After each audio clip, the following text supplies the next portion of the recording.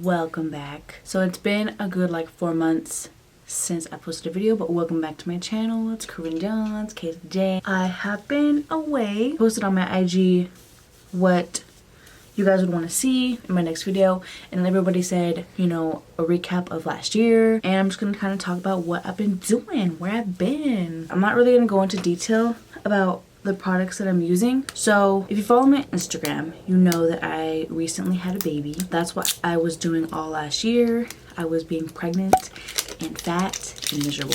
A lot of people asked why I hid my pregnancy, why I didn't come out and everybody post about it. Some people might not understand this. We didn't want any bad medicine to come in and try and take it away from us.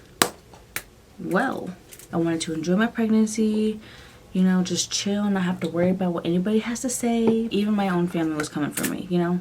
And it was like they didn't even know what was going on. And they were still trying to talk about it. If I got it from my family, my own family, I didn't want to get it from people that I don't even know, you know? So that kind of, in the beginning, kind of just put like a bad taste in my mouth about it. Didn't want that to happen, you know, the whole time. But she's here. She's happy. Her name's Zuna. I had a baby girl. So I found out I was pregnant in like, I was just feeling sick for a couple days. I wasn't really feeling myself. So I was like talking to my boyfriend. We were just like, maybe it finally happened. Because it's not like we were trying to get pregnant and have a baby, but we weren't not trying. We weren't like, so like it wasn't a big surprise. I was still posting videos, making makeup tutorials, but I stopped posting when I was about 6 months pregnant. Like my pregnancy was pretty easy for the most part. It didn't start getting tough until I was like about 6 months pregnant. Then I started getting heartburn, getting really swollen, my legs and my feet, and it was tough. After that, I was just like hanging out, relaxing, eating. When I found out I was pregnant, I was like 130 pounds.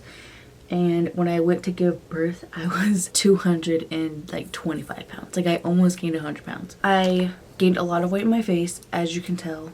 It's still kind of there. But since I've been breastfeeding, it's kind of been helping me lose weight a little faster. Not as fast as I'd really like, but you know, beggars can't be choosers, you know. I'm chilling, it's whatevs. The toughest part about my pregnancy was just not having my mom. Other than that, I was okay. My boyfriend, I had his family. My older sisters live here, and we were kind of like not really close before I got pregnant. That kind of brought us together a little bit. So it wasn't too bad. It was just, you know, it's like I wanted my mom, you know? And especially in such a big time in my life. So not having my mom there during the birth was a little tough because it was like I wanted to have a natural birth. I wanted to have no epidural, laughing gas or whatever. I just wanted it to be natural. Have her vaginally, naturally. It did not end up being that way. So I have to go feed the baby real quick. She just woke up. And then when I come back, we'll go into my labor and delivery. If you don't want to know, you can skip through it. But I'm going to talk about my labor and delivery. I'm going to bake while I feed the baby. And then I'll be back.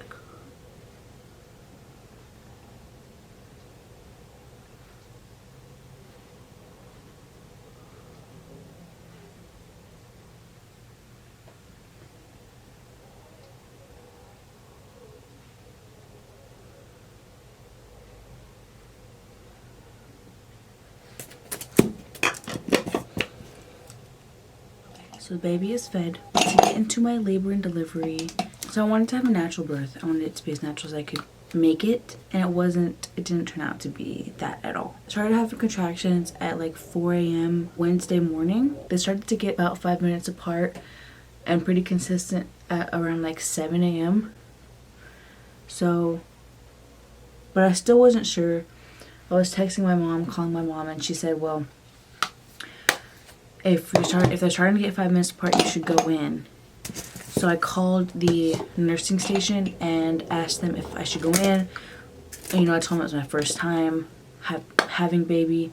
And they're like, well, you know, you might as well come in. And if anything, they'll just send you home. If, you know, it's not really happening.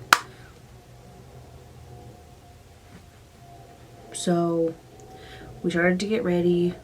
Got in the car. I'm like sitting there giving them my information, having contractions, and they hook me up to like a monitor just to kind of monitor my contractions. And then they come in, they're like, well, you know, they're not really consistent. Well, we're gonna send you home. You can come back when they're 5 minutes apart. But then they make you do a test. Like, I went to get an ultrasound done. They were like giving the baby like a test kind of. She failed. At least she failed her test. And they were like, well, since she failed, we don't want to send you home yet just in case something happens. We got a room. They hooked me up to the monitor again. They were like, well, we're going to start a Pitocin drip, and that's what gets your labor started. Like, that helps everything start happening. And then my contractions started to get really strong. It wasn't that bad. I was able to handle the contractions without epidural until about 12 a.m. That's when it started to get tough. I couldn't handle it. I was crying. I was screaming. It was like, I was real tense. And they kept checking me. Nothing was happening. I wasn't dilating anymore. And then about 4 a.m. they came in and they were like, well, you know, nothing's happening. You're not progressing. You're not dilating anymore. Nothing's progressing. Things aren't happening. They were like, well, we can either get you prepped for a C-section or we need to give you an epidural. I didn't want to have a C-section. I wanted to have her naturally. I didn't want an epidural, but they were like, things aren't happening, so you need to choose. It's either one or the other. And I was like, I'll do the C-section. They're like, well, you know what? Pump the brakes. Why? And it's like, you gave me the option and then you're just gonna take it away. Like, no. I was pissed. Plus, I was like in super pain. I was like in tears. And they were like, let's have an epidural first. Then we can talk about having a C-section. And I was like, okay, whatever. Everyone just told me, you know, have the epidural. You're in pain. You know, just do it. Give me the epidural. Just fucking give it to me.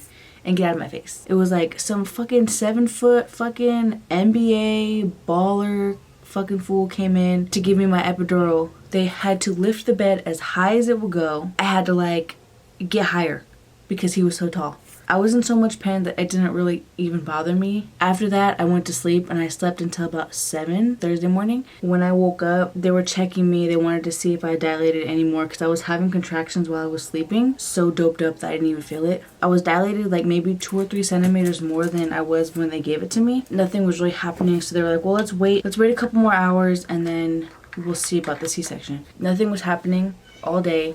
So about 2 o'clock they came back and they were like, you know what? We're just gonna get you ready for the epidural because her head was in my pelvis, I guess, for too long. That was at 2 o'clock. Things started happening. I signed all these papers. They got me ready. They took me back. They took my boyfriend back, got him in his outfit, and then we were in the operating room. I was so shaky. That's the thing about epidurals is I was like this, like straight up like this. I couldn't control my arm. My arm was shaking, and it felt like I couldn't control it at all. And it was like, that was probably the worst feeling, was just the shaking that I had. And then right before they actually cut me open, they let my boyfriend in. And he was in there with me holding my hand. And he watched them like slice me open as soon as he got in there. And they pulled her out. It was like, it all happened in like 2 minutes. He was holding her while they were finishing me up. They were just like sewing me up or stitching me up or whatever. After that, I went to my room, my own room. My like post room, but like my post operative room, I guess. Once we got in there, we were just like dead to the world. Like, we were so tired. My recovery wasn't as bad as I thought it was gonna be because, you know, it was basically like surgery. Like, I got cut open. I think like the hardest part about coming home, tried to give me Percocet. I took 2 Percocets before I left the hospital just for the bumpy ride home.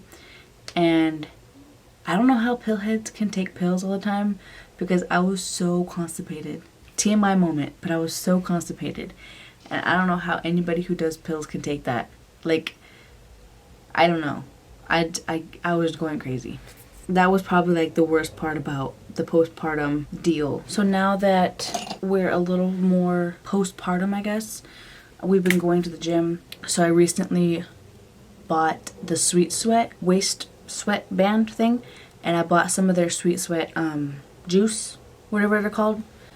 The cream that you use.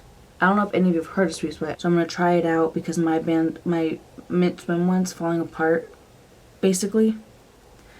So I'm going to be trying that out, so let me know if you guys want to know what it's all about, because I'm kind of excited to see what it's all about.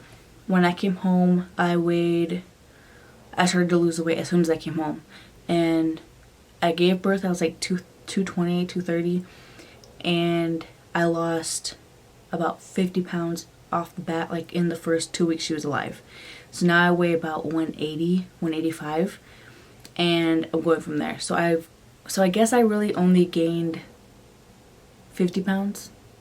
I gained 50 more pounds, but I think that 50 pounds that I lost instantly was all my fluids that she was sitting in, her, and you know, just water that I was retaining. The epidurals that I had when I came home, my legs were so swollen still, even though I was laying on the couch all day long.